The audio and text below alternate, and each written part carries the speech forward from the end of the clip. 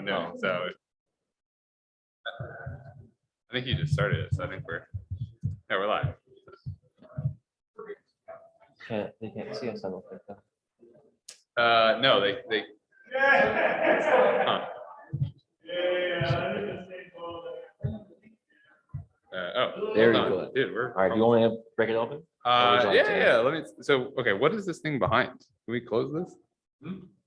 June, please. No, not the Zoom, the Excel though, or minimize. There we go. That works. Do you have a PowerPoint? No, we're just talking. All right, fantastic. Okay. And are there people on the? Okay, they said the camera is blurry. Talking to it. So you can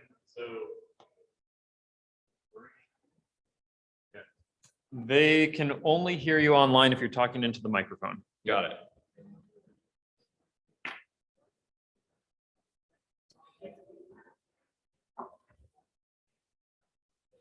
All right.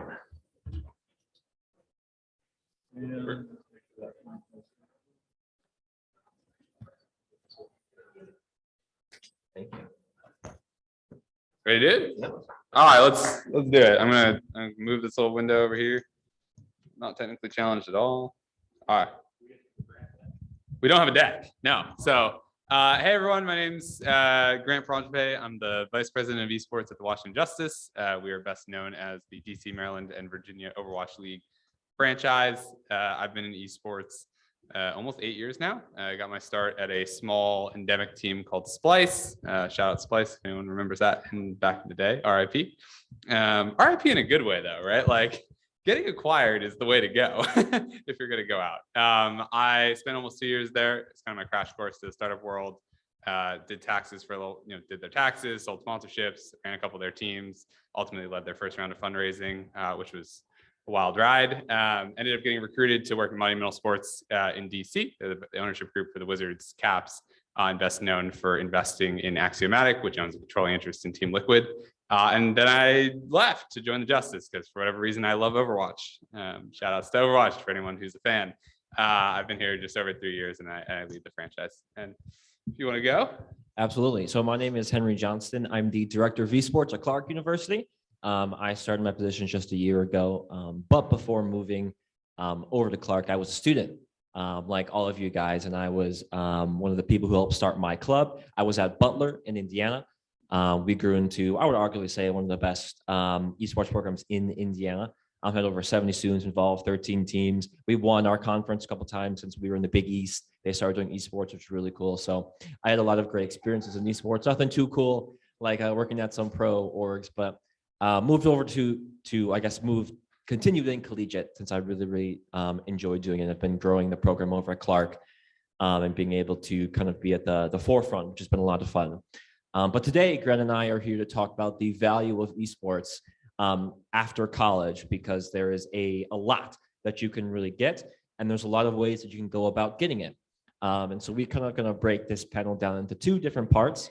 The first part is obviously one of the forefront of what we do in esports is competition. So we'll kind of talk about some of the value that competition can bring, as well as some of the non-competitive value, which is broken down in some of the experiential, as well as the traditional business value. And then we can both talk about all of our both strengths in that. But we'll start off with Wait, before we start. So two rules for the panel. One, I hate talking. Those of you who had me in class before at Shenandoah, I hate talking. Please interrupt us with questions. Otherwise, it's going to be a long hour. Rule number 2, you don't tweet anything that you saw here today, right? That's rule number 2 for the class. We want to have a nice, intimate, open conversation. Please don't put us on Twitter, but please interrupt us, ask questions. I hate your hat. You are my least favorite person, but go the fuel. And yeah, I think, like Henry was saying, I'm the pro esports guy who snuck into a collegiate esports convention, which really doesn't make a lot of sense. So hopefully I can give you a unique perspective, and we're going to run through some stuff. Absolutely. And if you're also joining us on Zoom, feel free to ask us questions in the chat. That's why it's there. Yeah, very, very casual here today. We love to answer any cool questions or anything like that. But at least, like I said, starting off talking about some of the value that esports can bring on the competitive side, because that's kind of one of the main pillars I think a lot of us as directors and coaches really strive for, is having very competitive programs, right? Being able to beat our rivals, or just be able to have the national championship win one day. But collegiate really does provide a lot of value, depending on how you want to go about potentially competing after college. Because a lot of us, you'll always hear a lot of the directors are really trying to push for collegiate to be a path to pro. It's not there yet, but there's a lot of great ways that collegiate really can take on amateur. Because there's a lot of issues in amateur with inconsistencies, with teams breaking apart, in months, or getting dropped literally the day before or the day of this amateur event. So collegiate really can provide the value for, hey, if you want to go pro one day, if you want to have that chance, collegiate is one of the best ways to do so because of the consistency. You're always going to have competition. There are always going to be ways for you to show yourself off in very, very well structured and illustrious, right, competitions, things that these competitions are sanctioned by the developers. So if you want to be able to do that, right, a lot of what additional things you get is great coaching, be able to have the ability to use equipment, right, if your school has a facility, as well as also you have the resources that a university or a college can provide to you. Since if you're an amateur competitor, you're gonna have to worry about money on yourself, right? Are you making money in amateur? Because if you don't win, you sometimes don't really make money, and the money you might win is a couple $100s here and there. In collegiate, you can get scholarships that can pay off a ton of your tuition, and if you're lucky enough, or if you're good enough, you can get towards that full ride, full tuition. That really can allow for a ton of things. And as we see, esports grow and go, right? Valorant being the new expansion with Riot now sanctioning that league. There's really great ways to get scouted to make it to that next point, as we've seen with different schools like Maryville, Northwood, who not only have had people go from collegiate to pro, but have professional players now competing for them in games like Rocket League, where the ages for professional is almost the same age for college age students. So there's really a lot of different ways that you can see the competitive value after esports because of what you can gain from it. With having very, very high level coaches who can help you, whether you are a new player or a, very, very great veteran player, right? Having the just, if you don't have the means to buy, the thousands of dollars of equipment, you can just use the facility, right? That can have, the 3090s and all the bells and whistles you need. And of course, like I said, you have housing that you can have there. You can get all the meals you have to need. You don't have to worry about these things. Oh, and hey, you can also make some cool friends along the way. But that's a lot of the great competitive or enemies, depending on who you play or whatnot. No, let's start with the $1 million, $1 billion question in the room. What is the point of collegiate esports? What's the point? It's that actual question. What's the point of collegiate esports? What's scary? Y'all work in collegiate esports. Just having fun. Yes. But what's the goal of collegiate esports? What's the outcome that we want from collegiate esports? Ooh, we don't like the NCAA. Let's try this. What's this? What's your name? Michael. Okay, Michael. What's the point of collegiate esports?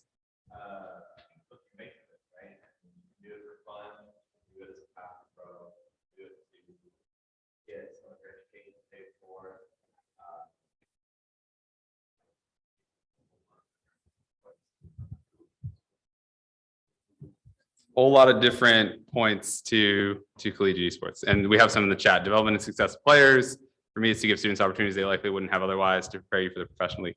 I think the variety of answers is kind of the biggest problem with collegiate esports, right? The answer is nobody knows what the point of collegiate esports is, right? For some, it's a path to pro. For some, it's student engagement opportunities. For some, it's the academics, right? It's the curriculum, teaching them skills so they can go work in the professional esports world one day. And I'll let you all in on a little secret. The problem at the next level is nobody knows what the point of esports is, right? Like we've kind of stumbled into this world of you have an incredibly captive audience of 18 to 34-year-olds who, like yourselves, love playing games. They invest lots of their hard-earned money into supporting teams. You have these franchise leagues that are able to sell large corporate sponsorships and media rights deals. It's an entire ecosystem that's still figuring itself out. And so when you think about yourself or your students who are entering into a collegiate program, you have to think, what is the outcome that you want them to have after college, right?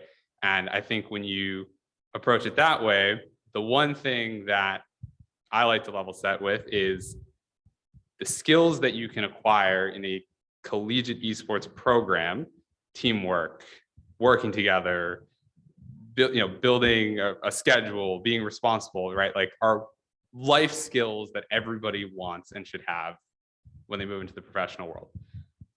Focusing on being overly competitive and winning a collegiate world championship is fun. It's great. It's a good aspirational goal to have, but relatively speaking, it's kind of not the point, right? And so I think when you think of how do you maximize your collegiate experience, it's get those life skills, get students those skills, prepare them for success when they graduate, and whether or not they go on to work in esports after the fact is kind of irrelevant and great. But yeah, and I mean, I think the biggest goals, at least for some of the coaches and directors, right, of collegiate esports, is for having students graduate, right? That's one of our biggest hopes is when we see you year one, we hope to see you graduate year 4. Whether that might be at our school or not, we all are here for the betterment of the students. And that's really some great ways that you can get some of the non-competitive experience, right? Some of those soft skills or life skills. Because as I think someone mentioned in the back, esports is what you make of it. And you can make a lot of it because there's a lot of ways for you to get further involved outside of just competing. There is a variety of jobs, and there will be probably a variety of new jobs that will be in esports, outside of competing, whether that be working as a support staff for these professional organizations, working as managers, as doctors, as psychologists. How many of you are students? Oh Jesus. Okay. How many of you want a job? Okay. How many of you feel like you have a good chance of getting a job? A few less hands. Why do you feel like you have a good chance of getting a job?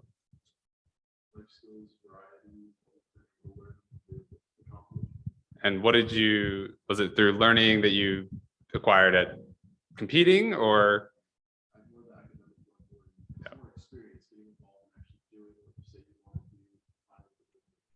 I have a chance to get a job, but it most likely will not pay well. Why do you want to work in esports?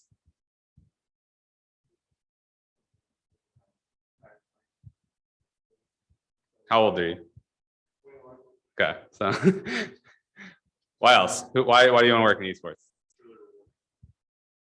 Okay. Sorry, no, I was looking.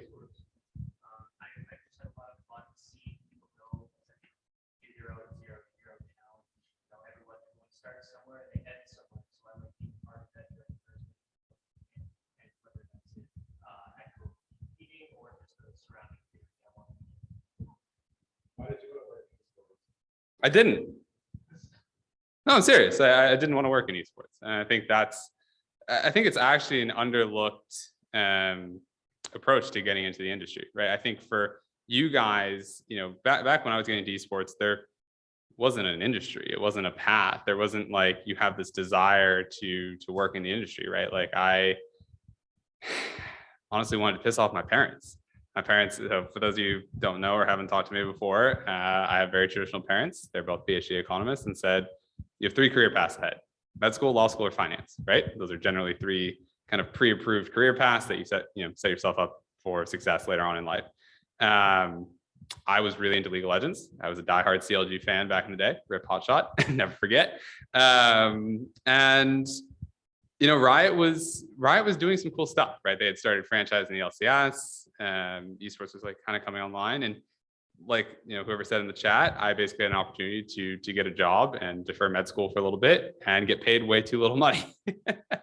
But I think for me and for the answer you gave, when you think about why you want to be involved in esports, it's actually one of the most important things that you can figure out during your collegiate experience, right? I think when I think about regrets that I had, I didn't really know. I didn't spend college figuring out what I wanted to do, right? I spent college practicing and perfecting something I knew I didn't want to do, which is kind of insane when you think about it. I was neuroscience undergrad, and I was gonna go to med school. But I think for you guys, you have the opportunity to experience esports now, even if it's a little bit of a strange state at the collegiate level. Figure out what parts of the industry you like, what parts of the industry you don't like, and importantly, and the one thing that I pray that you figure out is, are you okay taking your passion and making it your job?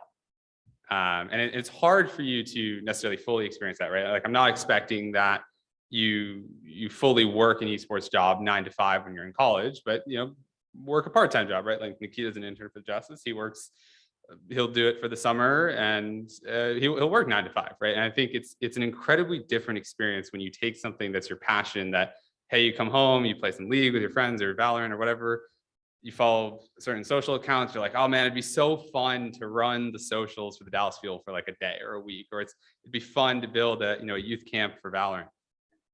It is a totally different experience when you wake up every single day trying to build that thing. And quite honestly, like, I don't like watching esports anymore.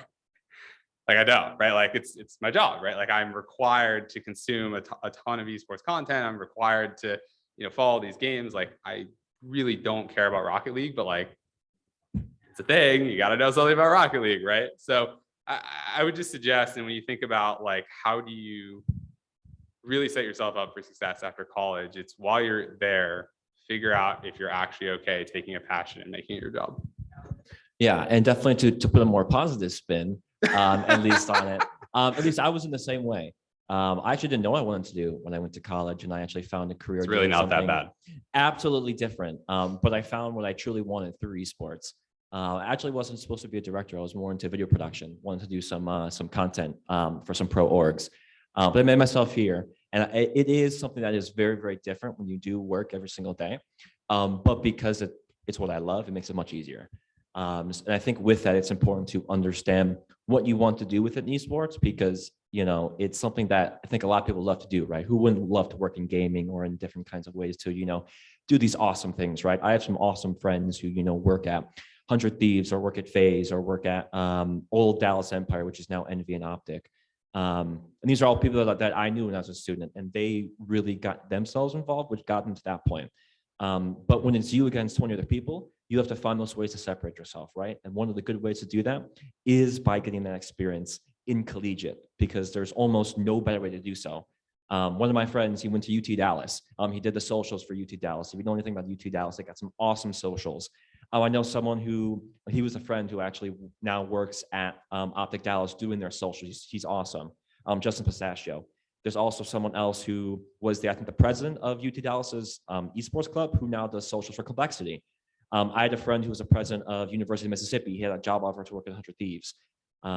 There's a lot of people who can do those different kind of things, right? And let's even go past that with doing management, different things, being able to do production, right? St. Clair, Boise State.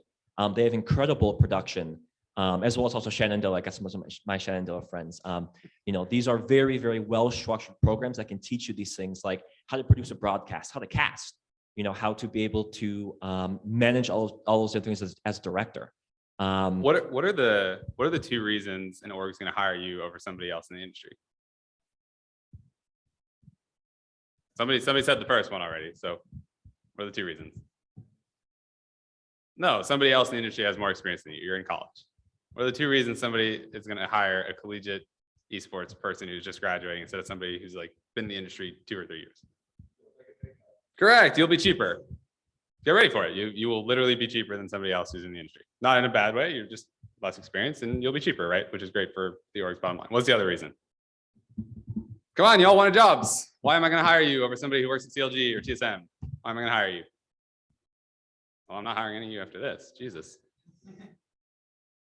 Because I know you. You made an impression. Like Clark said, you got involved. I know who you are. I don't have to worry about the idea that, you've picked up bad habits from CLG or TSM or 100 Thieves. You've been involved. You've done something with a program that I respect, right? You've been involved at your local collegiate program with Joey, and I know Joey and Shenandoah runs a great program. Like, I have that built-in trust that, like, yes, you are coming in greener and less experienced than somebody who's been in the industry before. But I have a certain level of trust that makes the equation work for me and for our business, right? You're a little bit cheaper, and I generally feel like there's a certain comfort level of what I'm getting, right? And so I think for you guys, when you think about, look, I know precisely how little I did when I was in college. I played so much League of Legends, guys. Like, I know how many hours you guys spend not doing productive things.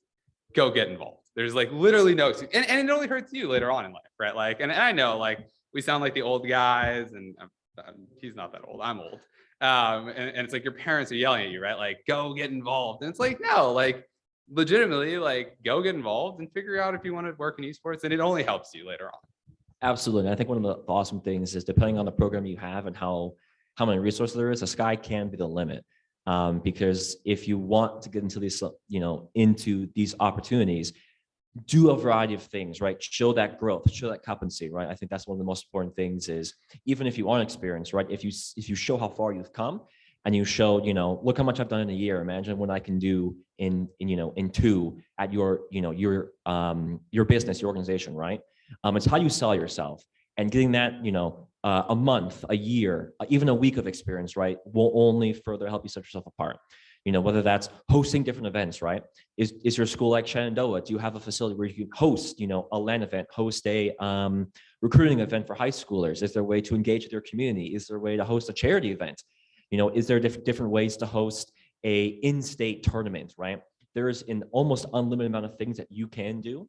And if you are, that passionate about wanting to get into esports, you create that value, right? If you want to make it somewhere, you put in that value, you use that passion, that's going to be recognized. And I think tailor what you do at the collegiate level to where you want to end up, right? And I think that's somewhat of an overlooked piece to the whole equation, but it's like, okay, where do you the youth example is hard, so I'm gonna skip you, I apologize. Where do you want to work in the esports industry? Do you want to work at a publisher? Do you want to work at an agency? Do you want to work at a team? Somebody pick one. Or you want to work at a team? Wow, I feel bad for you. Why do you want to work at a team? I'm kidding. Teams are great. I recently started working at the Tech Arena in San Antonio, and we hosted the Battle of Texas. Oh, awesome. Yep. So I got to kind of like work with some of the outlaws, like social media groups. So What's the number one problem all teams have? No, that's a side effect of the problem. What's the number one problem that all teams have? And we're running out of money. Everybody needs to raise more money, right? Teams are, for the most part, I think there's like 4 or 5 profitable esports orgs out there, right? So everybody's losing money. Like everybody needs to figure out how to make money to get to break even status or be profitable one day, right? And so I think for you, right, like you want to work with the Houston Out or a team. Maybe go to Dallas Field instead of Outlaws. They're a little bit better. Solve a problem for them, right? Like, every single esports team is trying to figure out how the heck do we make money and how do we break even one day? You're in college, figure it out. Is it running localized events? There's a rev split. You partner with a local bar. Houston Outlaws retain 70% of the revenue. The bar takes 30%. You can, make $500 a week. Like, they would love you. They'd hire you tomorrow, right? It's for you guys, when you're in the collegiate world, if you can solve that real world problem for teams, we'll hire you the next day. Absolutely. And I think don't hold me to that. Maybe like in a week. And I think a day is hard. And one of the great things you can do is actually show that value immediately. Like I had a friend who used to work for Boston Uprising. He currently works for the Gladiators. And like one of the things that if I wanted to do video production, what I would have done, I would have just made something and said, here, do whatever you want with it. If you want to potentially work for social, for let's say the Outlaws, or if you want to, let's say, be a video producer, right? Just do something, right? There's, thousands of hours of content out there. Find, the video of them at, the last homestead and be able to just, to put together some highlight video, put together, the best moments, use the interviews that they might have put out and say, hey, I made this for you. Do whatever you want with it, right? Just putting your name out there, just doing something gets you that notoriety, gets you known. Because then you can say, imagine what I could do if I had the ability to do all these things and have the ability to control all these different things, right? Putting yourself out there and being able to, show your ability, even if it's maybe not that good, because a lot of orgs don't even have very well thought out social teams. No orgs are like 100 Thieves or Optic. There's just not that good social teams. So do the work for them, give them for free. Say, hey, I did this for free, and then if they're that interested, they might want to talk with you and they might say, hey, this is awesome. Like, I'd love to have a conversation with you. I know, I had a big senior project that I had to make. And so I did a League of Legends documentary. And actually one of I think the lead people at Riot was actually watched that. He actually was interested in having a conversation with me. So there's just really creative things you can do. But if you just do it, that's how you get recognized, right? You have to separate yourselves. Everyone's going to be, most people who want to get into esports probably have been maybe a part of collegiate esports, but not everyone's going to have, done this event, have made all these different videos, have gone out and just put it out there, right? If you've ever been on Twitter and you've seen some of these social posts, right? Say, hey, when 100 Thieves did their, internship challenge, right? You saw all that content. And the people who made it to the top were the ones that truly separate themselves, right? They just made a TikTok account and just did it, right? If you just do it, people will recognize that. That's one of the biggest things, right? The work that you put in will get recognized, but it is a lot of work. And so you do have to find a good way to balance that, on top of your studies and maybe your competitive schedule. But there's really cool, unique ways you can go about just doing it and truly being recognized for that. And please keep up with your grades while you're doing all that. And just don't sleep for a little bit. But no, I'm serious. Look, I think for all of us in the room and for anybody who wants to work in esports, right? You just have to figure out what the line is and what trade-offs you're willing to make, right? To work in the industry. Is it you take the pay cut, you sleep a little less? I always say that the biggest thing about wanting to work in esports is be really excited about uncertainty, which is a very weird concept, right? Most people crave certainty in their lives, right? They want the house, the white picket fence, they want 2 dogs, 1.5 kids, and a stable 9 to 5, right? That does not exist on the team side in esports. That does not exist on the agency side of esports. I don't know if it exists on the collegiate side of esports, but I imagine not. Maybe a little bit on the publisher side. And there's 2 types of people, right? There's people who you wake up and you're so excited. You're excited that, hey, I'm gonna have to ship 300 jerseys across the country because Amazon didn't deliver them. And that sucks, right? Or you're the guy who walks in the office and you're like, man, I don't really want to deal with this. I just want to sit down and send my emails, right? And there's those are just the 2 paths, right? And I think, again, it goes back to figuring out which type of person you want to be in. It sounds corny, but finding yourself in college, right? And figuring out which kind of path you want to go down. So I know we promised we have 30 minutes left. Open Q&A. If there's things you want us to talk about, we're here for the next 30 minutes. So let's do it. You good with that? Okay, let's do it. So do you mind? We're just gonna pass the mic because I don't think they can hear if you don't. I will. We can repeat the question too if you want. Yeah, or we'll repeat your question. So just keep it short, please.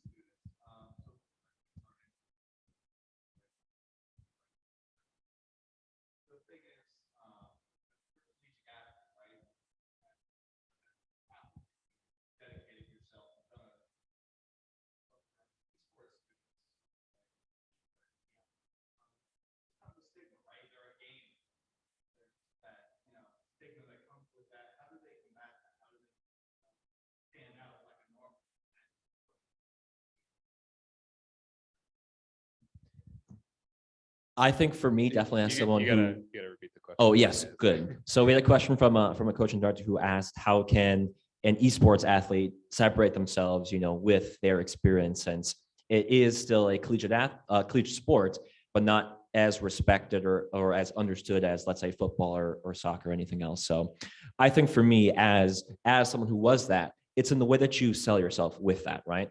Because probably if you're going to apply to any traditional career, if that's what you want to get into, maybe don't look into esports, they're probably not going to understand what esports is or what, League of Legends, Rocket League, Overwatch is. But what they can understand is the time management that you had to do to be able to work through, getting a 4.0 GPA on top of achieving this, win or this, significant national championship, or being able to say, look, I manage these 2 different teams, or I was the social media manager and I got, this many impressions, this many likes and comments, right? If you want to, let's say, just do regular social media management, or look, I made this video, got this many views, or I was able to do this analytical thing that I can translate over to traditional, because it's all about just how you sell yourself, right?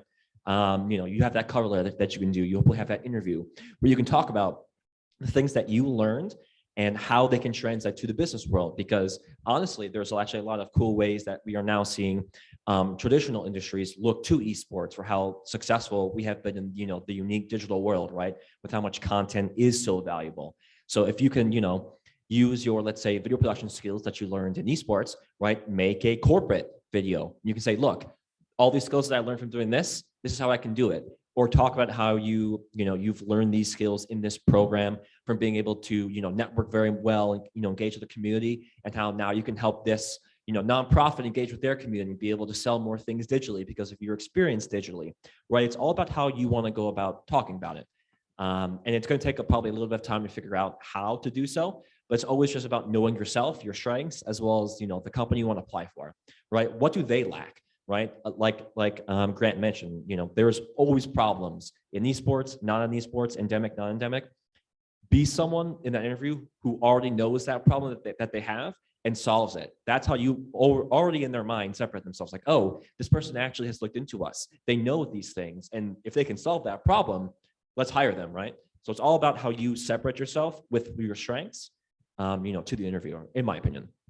Yeah, I think the only thing I'd add is just like, don't let them overcomplicate it, right? If they're a collegiate athlete, a collegiate esports athlete, they're playing, they manage the Rocket League team at your school or whatnot, right? Like, it's a line on a resume, right? Like, it's not a paragraph, it's not 4 bullets, it's not half their cover letter, it's a line, right? And like, it's great if they're super excited about Rocket League, and it's great that they want to put it on there. It's great that they did it, but like, you're right. Like, if they're applying to, a Blue Cross or like a, standard company or something, like the interviewer's like, 40 or 50-year-old who doesn't care, right? And I think like, you're probably not going to change the perception that like, exists in the industry overnight, as much as we'd all love to, right? Like, I'd love to tell you like, yeah, esports is like super well respected. Like, middle-aged people get it. Like, they understand that they're athletes practicing 8 to 12 hours a day, right? Like, no, like we do all these panels, we try to educate folks, but like, it's going to take time, right? I think there's still people who think we live in our mom's basements eating Doritos and, drinking Mountain Dew, right? Like, that's a very real stigma that exists in esports still. And so, yeah, I would just, kind of like he mentioned, just keep it short, focus on what it brings to the table, and don't let them overcomplicate it. Any other questions we can answer from anyone? Otherwise, we're just going to awkwardly sit here for the next 25 minutes. It's going to be really fun. But I think we can also go back to what Graham mentioned about that uncertainty, right? I think there's also something to be said about being okay with the uncertainty of getting a job, in terms of if you want to trailblaze, right? Because there is a lot of individuals in our space who are the only ones doing what they're doing, right? If you know anything about the gamer doc, who's kind of the only gamer doctor who understands like the unique things with, wrists and like these different shoulder things that exist. Or if you know anything about law, right? There's really only 1 or 2 true esports lawyers. We're seeing more psychologists that now are getting involved. And, you can have sports psychologists that are similar, but esports is a little bit different, especially with just the connectivity, right, of nature, and with, the importance of mental health, right? There are ways that, if you're a psychology major, or if you are a, medical major, right, you can trailblaze a new path in esports that, today, tomorrow, in a year or 2 years, it might not have any results because it has to be accepted, right? You have to kind of prove that value. But once you do, you can be the expert in that field, and you can be the only one doing something that no one else does. And now you can build this new industry within esports that can be your own, and that can be incredibly valuable to many people, right? So there's always unique ways to go about things, unique ways to be able to say, hey, I see a need, right? I see a problem. No one's solving it. Is there something that I can solve that can add value for other people, for other companies? And if it can, go for it, right? There's no problem in trying something and not working, right? Because that only builds you more experience to say, I gave it a shot. If it didn't work, that's unfortunate. But hey, if it did work, now you've just done something, groundbreaking that could potentially be, right? And who knows, in 2 years, there's going to be, another professional organization, or there's going to be a new game that comes out that needs more people, right? It's always just about staying on top of things, right? Esports, I always say esports changes every month, every week, with all the different updates and with all the different things, Overwatch 2 is all over the place, and we finally just got beta access, and the game's gonna be released soon. But if you're on top of these things, if you're always, knowledgeable about the space and where it's going, you can always be aware of where another opportunity might be, or if you see something coming, you try to get ahead of it. That's a really great way to understand the value of the space and where people might be finding new value. Who thinks 5v5 was the right call? I got one no. Anybody else? Yeah, I think it was the right call. 5v5. Oh, there's no choice, so there's only one right answer. The only answer was 5v5. All right, what else? I just kind of have a quick question. So, Not allowed. Go ahead. I'm a senior, so I'm getting ready to graduate soon. How many jobs have you applied to? It's the wrong answer. Keep going. But my question is like, what do you guys see as like the optimal path in terms of like internships experience, like coming into your senior year, like before and past outwards, like I kind of decided to get like a more esports internship in my junior year and an intern with like enterprise business like over the summer. I just kind of want to ask you the question. Like, what do you guys think? You want to repeat it? Yeah. So the question was about the a best recommended path for internships or for further experience for a student who's going into their senior year for trying to get into the industry. And I think for me, there isn't one, and there might not never be, because there isn't, you study accounting, you're going to be an accountant, right? You can't study esports and you don't always go into esports. So there isn't truly a one-to-one path. Plus it depends on where you want to get into. Because, like Grant mentioned, he didn't want to get into esports. He did all these traditional things and then made it here. There are people who are getting into esports and then leaving it because of the burnout or being, seeing different opportunities for different avenues. So I think really it revolves around, number one, what do you want to do? And once you decide what you want to do, what do you think is the best way to get into it, right? So let's say if it's management, right? Okay, just get some management experience, right? Even if it's traditional, not esports, that's still valuable, right? Because esports experience is hard to get. So if you are able to get it, that already separates yourself. But if you aren't, then do what everyone else has and then try to do, things on the side, right? Can you manage an amateur team? Can you even build a team on your own and then manage that, right? That is incredibly valuable if you can say, look at all these things I did just for this job, right? Obviously getting getting your education is also incredibly valuable, right? If you want to get into some avenue of business, just having an MBA is almost all that's necessary. So it's really all just about, what do you want to get into and what do you believe is the best path? Because honestly, what you might think is the best path might not even be, right? Even for like myself, I wanted to do video production. I applied to this job just because, I was applying to jobs. I was like, sure. And I was hired. Now I had good management experience, right? With, being a leader. What's the number one takeaway from this panel? Just apply to things and you might get lucky. Just give it a shot. I think that's really not what we're here to say. But there is a certain element of luck involved, right? As like shitty as it is, like the right person needs to read your resume. They need to see like the right thing on it. You need to send the DM at the right time or whatever. And the job needs to be open and the stars align sometimes, right? Like, and I'm not saying that's the basis of everyone's success, but like there is distinctly an element of luck in all of this. I think the internship question is valid. I feel like I'm the worst person to ever talk about this because I didn't do a single internship, and I think it was the biggest fault I ever had in college, right? And not mostly that it didn't give me the opportunity to like figure out what I wanted to do, right? Like we kind of talked about like I was studying, going on a path to do something that I didn't like. And so, for you and for me, like as someone who would hire someone, like I like the mix, right? You have the esports experience, you have the traditional business experience. Like I don't see any qualms about doing both. I think it's only a positive thing. The biggest thing for me is just like, I think students sometimes underestimate that getting a job is a full-time job in and of itself, right? And that's like a weird concept. So I'll explain, but like basically like you should wake up every single day and you should have a routine, right? You go on LinkedIn, you look at, here are the new jobs that were posted in the past 24 hours. Here's like the 3 conversations that you're actively managing. Here's the 5 people that you want to reach out to. Here's how you're going to reach out to them. Here's what you're going to say. Here's how it's tailored to like what they do. Here's what time you're going to go on hit marker. Here's you should have a couple different versions of your resume, right? You have like a more esports resume, you have a more traditional resume. Like here's the edits you're going to do. Here's who you're going to send it to review, right? Like it is a full-time job. And then you're going to apply to, probably like 10 jobs a day. Just numbers game, right? The first job I ever posted, we had 800 applicants in 25 minutes of the job was within when the job was posted. And I remember I was panicked. I was like freaking out. I was like, how am I going to go through all these? Like, like they keep coming. Like it's like the Harry Potter scene where like the envelopes just keep coming in. And I like went to my boss at the time, and he was like, you spend 30 seconds on the first line of their little blurb. Either it catches your attention or it doesn't. Just the reality of it, right? And so like that first hook better be really good. And his second statement was, and if you know them, put them in a pile.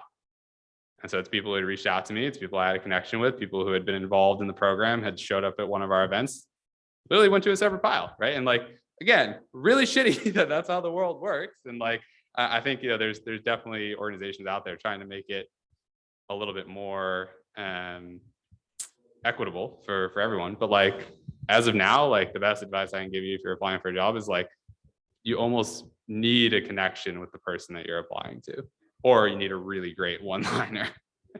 Yeah, and with that, don't underestimate the power of networking.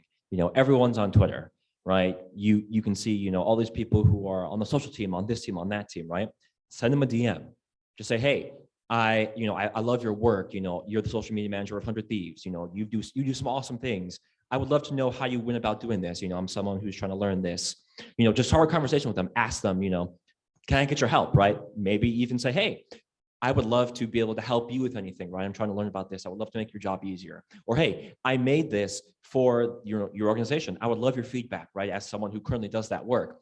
They say, oh, you know, I think a lot of people are more than willing to reach out to you, especially if you just reach out. You know, I see all the time people on Twitter saying, hey, you know, any students who are interested in getting a mentorship, any students who want some advice in this industry or that, send me a DM, right? So just reach out. You never know. The worst thing you're going to do is not respond. The best thing they're going to do is talk to you. Now you have a connection. Then eventually you create this relationship. Then maybe when you apply to that job, then they see your name and then oh, this person. And then you have a conversation with that interview, right? What's the number one rule of networking? Talk? Well, yes, that's kind of implied. Okay, maybe the second rule of networking then. Talk, that was a good one. Well played. What?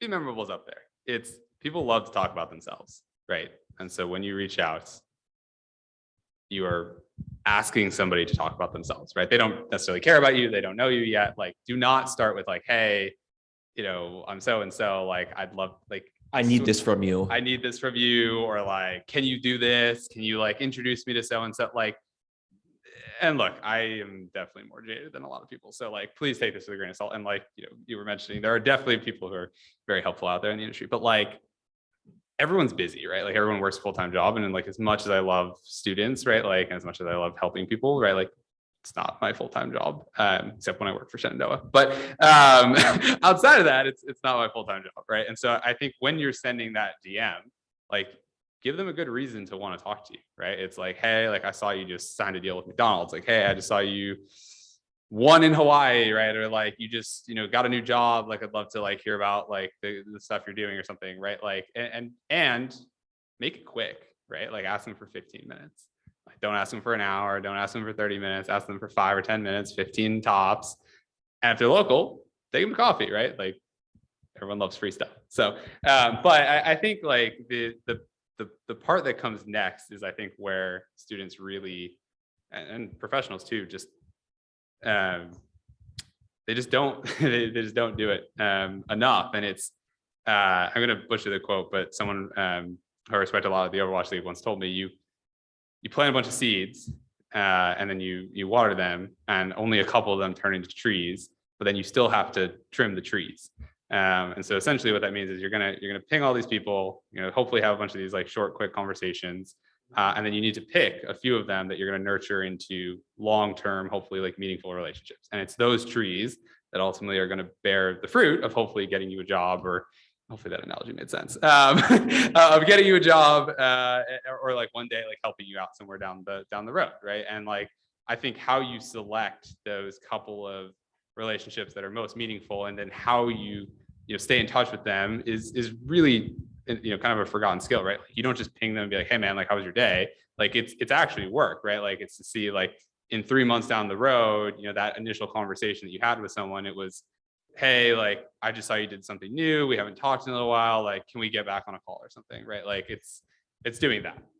Yeah, congratulations on winning this thing. Awesome graphic you made. You know, make sure to, you know, use the right name and address things and make it seem like you know what you're talking about. Because whenever you send out that message and it's got that one wrong thing that they immediately know, then they know that it's not worth responding to. You know, there is a Clark University in Massachusetts without an E. We are Clark with an E. I sometimes will get people reaching out to me about Clark without an E. And it's like, oh, do you know who you're really reaching out to? So it's always important to make sure that, you put in that time, because that will, give you that reward. But also make sure that, that your resume is very, very well put together, up to date. There's a lot of places out there for you can get some great resume review, interview. Tomorrow's panel practice at 11 or Yeah. whatever time it is. Check the schedule.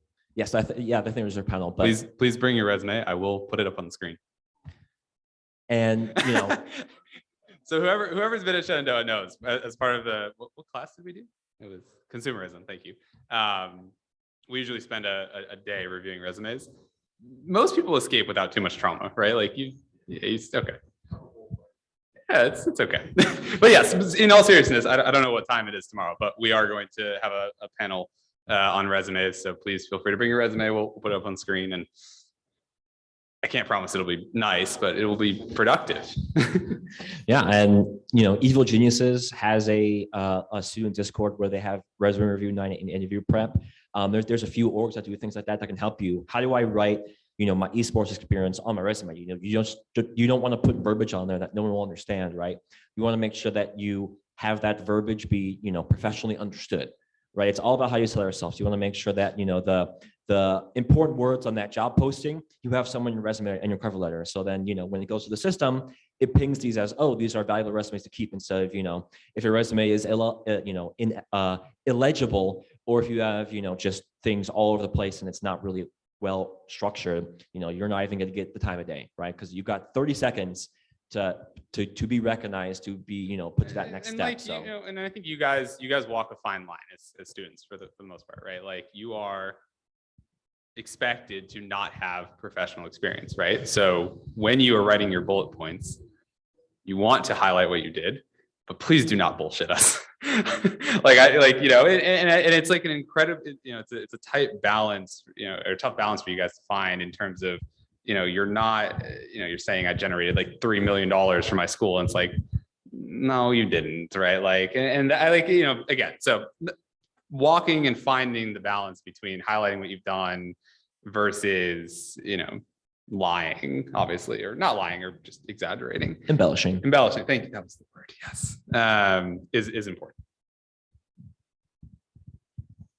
That was a really long tangent we went on. I apologize. I'm sorry if we scared you off now, but Do we have any more questions from anyone watching online, or anyone? Yeah, we got 10 in minutes. our audience? in the chat. Otherwise, I'm just going to yell at the Shenandoah kids. 10 a.m. tomorrow, resume workshop. What's the most important thing on a resume?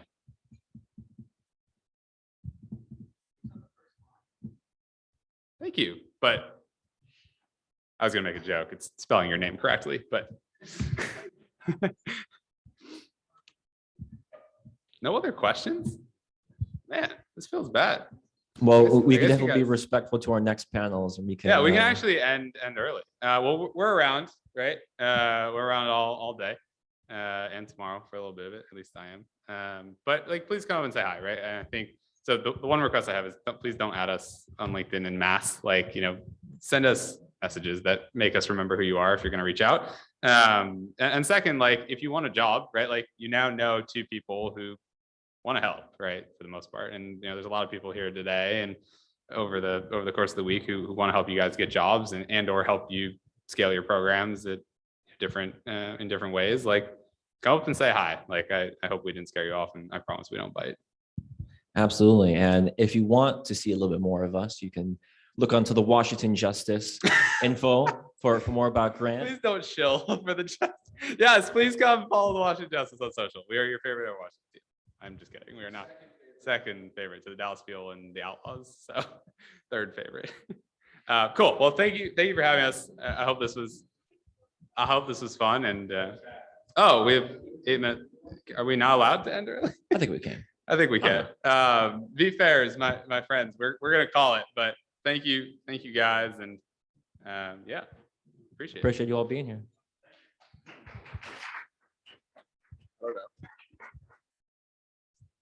I'm not gonna hit anything. It's fun.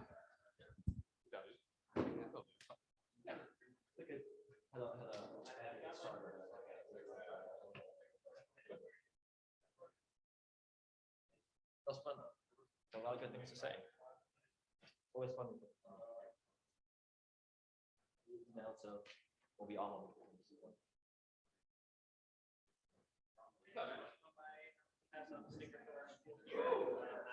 I have a question. Absolutely. So I'm going to Oklahoma City University. Okay. And I'm going like the esports degree path. Okay. So is that a good way to What is the degree's name? There's a lot of different esport management? sport management. So what would be your ideal job? So that's what I'm trying to explore. Okay. Like, yeah. Sure. So I have a different viewpoint. So I personally don't feel that depending on what the esports academics are, I don't know if they're valuable because, like, let's say you want to go into management, right? I'd rather just get a business management degree because that's much easier understood. And hey, if esports doesn't work, everyone knows what business management is or business finance marketing. I'm not super sold on the value of degrees, but I think they are important to have, like, let's say, like, if you want to have an esports production major, right? If you want to learn how to produce things, I think that is incredibly valuable. Or if you want to, do social media management, I don't think you have to, go into esports production, just do regular production, because you learn all the different things, and then you should apply those to esports, right? Because you can do those different things. That's my thing. I think other people might have different ideas. Like I work with Joey, because Joey Garaziak is the director of Shenandoah, since they actually have esports curriculum. And he'd be a better. I would love to know his opinion, but I'm still on the fence on the value of like an actual esports degree. Just because most degrees are a year or two old. I think it needs more for it to actually have a direct path. Because, like I said, if you have an accounting degree, you're going to be an accountant. So that's why it's always important to understand what you actually want to do. Do you want to be, someone who does more of the artistic side, social media, video production, different kinds of graphic design, or do you want to be, management? Do you want to be, vice president, team manager, support staff, or all these different other organizations that need leadership, or are you just going to be use that knowledge with a business degree to do any kind of business thing? There's so much. I think him and I posted a graphic where it showed like 100 different things you could do, from like content creation to broadcast to production to game design to so there's so many things. So number one would be, what do you actually want to do? Because that that decides what you should major in. I majored in, so I was undecided when I went to my school. Then I went into art administration because I wanted to work behind the scenes of like theaters. I had a background before my entire life.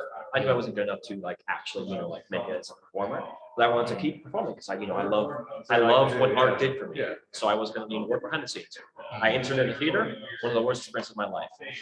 And the way I keep art in my life was video production, because the feeling I got when I was on stage, I got that feeling through finishing a video.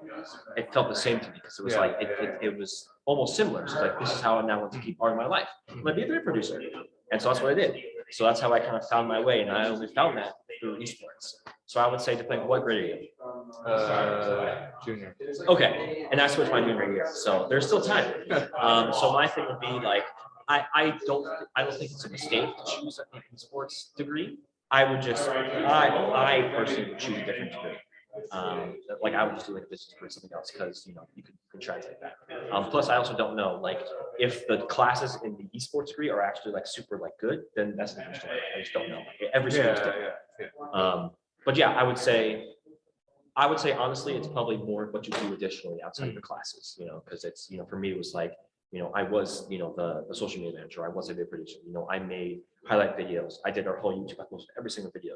I made the overview video of our space. Then I talked about how I got over 4,000 impressions, and actually 4,000 views, over 15,000 impressions. Like I talked about all the things that I did. Right, I did these things. I had a giant portfolio. Showing off not only doing esports video. I did all these different kinds of stylistic videos. As well as some of my other, coding, as well as, different kinds of graphic design that I had, right? So, and those are all things I did through esports, which I learned through my academics. So I think it's a combination is important. So I would try and figure out, what you want to do, and try to find ways to do it with your esports program, and find, ways to do it outside of it, right? Find those internships, or just do it. Like some of the best graphic designers just learn. They just said, hey, I want to do this. Mm. And they just, watch, how do you do this? What's the best way? There's thousands of videos out there. I mean, I check those all the time for, how to motion track, how to do these things, because I don't always remember. And all these things change. So it's all just figuring out. And then there's, how do you want to go about it? So that's what I would recommend. Cool. That's a good answer. Yeah, that's good. Good, good. Well, I appreciate it, man. Thank you. Thank you for watching. Yeah. You're fine. Yeah, I don't think it exists. I have it online. Yeah. But yeah, because I got this when I was working, it's like, oh, I had a panel, and then, oh no, my panel's not on here. It's like, oh, because it's a student track, I forgot. I thought you were with the legislation thing. Oh, Like, no. Man, that sucks. I'm missing it, but That's fine. didn't I know appreciate this it. one. I was like, but yeah, I think that's really good. Yes. Yes. Yeah. I wish there was more resources. That sort of stuff, because like. Yeah, it just doesn't exist. That's the sad part. Why can I not say? I'm not in this meeting. I was gonna ask you, but I was gonna say you guys thought about tech startups.